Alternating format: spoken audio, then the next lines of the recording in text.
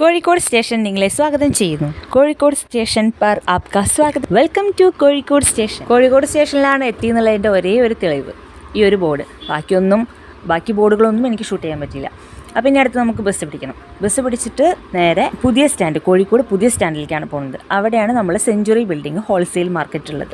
ആദ്യമൊക്കെ ഞങ്ങൾ വീട്ടിൽ നിന്ന് വണ്ടി എടുത്തിട്ടായിരുന്നു കോഴിക്കോട്ടേക്ക് വന്നിരുന്നത്. പിന്നീടാണ് അതിലും ബെറ്റർ ട്രെയിനാണെന്ന് മനസ്സിലായത്. ട്രെയിൻ ഇറങ്ങിയിട്ട് നേരെ ഓട്ടോ വിളിച്ചിട്ടാണ് ബസ് സ്റ്റാൻഡിലേക്ക് പോയിരുന്നത്. അതിനുശേഷമാണ് അറിയുന്നത് റെയിൽവേ സ്റ്റേഷൻ്റെ മുന്നിൽ നിന്ന് തന്നെ ബസ് കിട്ടും ബസ് സ്റ്റാൻഡിലേക്ക്.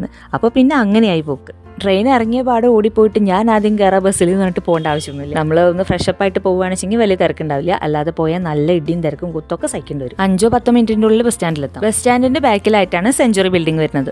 ഞങ്ങളുടെ ഷോപ്പിലേക്കുള്ള ഈ പർച്ചേസ് കാരണം ഞാൻ പഠിച്ചൊരു കാര്യം എന്താ അറിയോ? എസ്കലേറ്ററിൽ കയറാൻ. എനിക്കിത് ഉപയോഗിക്കാൻ ഭയങ്കര പേടിയായിരുന്നു. മാളിലൊക്കെ പോയിട്ടുണ്ടെങ്കിൽ കോണിപ്പടി അന്വേഷിച്ച് നടന്നിരുന്ന ആളായിരുന്നു ഞാൻ. ഇപ്പൊ റെയിൽവേ സ്റ്റേഷനിലും ഇവിടെ റോഡ് ക്രോസ് ചെയ്യാനും ഒക്കെ അത് ഉപയോഗിക്കേണ്ടി വന്നുകൊണ്ട് അതങ്ങോട്ട് പഠിച്ചു. ഇപ്പൊ നിങ്ങൾ വിചാരിച്ചിട്ടുണ്ടാവും എന്താ അവിടെ ഒന്നും കോണിപ്പടി ഇല്ലേന്ന്. കോണിപ്പടി ഉണ്ട്, പക്ഷെ വെയിറ്റ് ഒക്കെ താങ്ങിയിട്ട് കോണിപ്പടി കയറി ഇറങ്ങേണ്ട ആ ഒരു ബുദ്ധിമുട്ട് കാരണം പഠിച്ചു പോയതാ. കഥ പറഞ്ഞ നേരം കൊണ്ട് നമ്മൾ കോഴിക്കോട് സ്റ്റാൻഡിലെത്തിട്ടോ.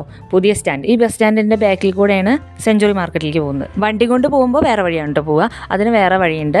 ഇത് എളുപ്പത്തിലെത്താൻ വേണ്ടിയിട്ട് ബസ് സ്റ്റാൻഡിന്റെ സൈഡിൽ കൂടെ പോകുന്നതാണ്. ഈ വഴിയുടെ റൈറ്റ് സൈഡിലായിട്ട് ബേക്കറികളുണ്ട് ഹോൾസെയിലായിട്ട്. പിന്നെ ചെറിയ തുണിക്കടകളും കാണാറുണ്ട്. ഈ ഏരിയയിൽ നിന്ന് ഞങ്ങൾ ഇതുവരെ പർച്ചേസ് ചെയ്തിട്ടില്ല. ഇത് റെഡിമെയ്ഡ് ഡ്രസ്സുകളുടെ ഒരു വലിയൊരു ലോകമാണ് കേട്ടോ. ഇവിടെ ഇഷ്ടക്കണക്കിന് കടകളുണ്ട്.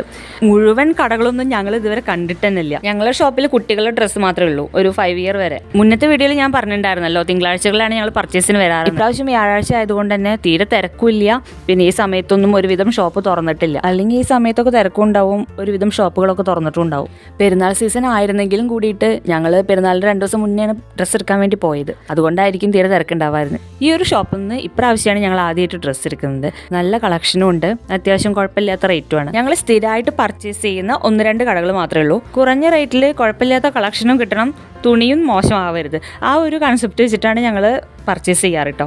പറഞ്ഞു വന്ന് നമ്മളെ 3 മിനിറ്റ് ഇവിടെ കഴിഞ്ഞു തുടങ്ങി. പാർട്ട് 3 കൂടി ആയാലാണ് നമ്മളെ വീഡിയോ ഫുള്ളാവുള്ളൂ. കോഴിക്കോട് ഡ്രസ്സുകളുടെ ഹോൾസെയിൽ മാർക്കറ്റ് എന്ന് പറഞ്ഞിട്ട് സെഞ്ചുറി ബിൽഡിംഗ് മാത്രമല്ല, ഒരു സ്പേസ് മാളും കൂടി ഉണ്ട്. അവിടെ പോയി ഇടയ്ക്ക് പർച്ചേസ് ചെയ്യാറുണ്ട്. ഞങ്ങളുടെ അറിവിൽ ഈ 2 തന്നെ ഉള്ളൂ.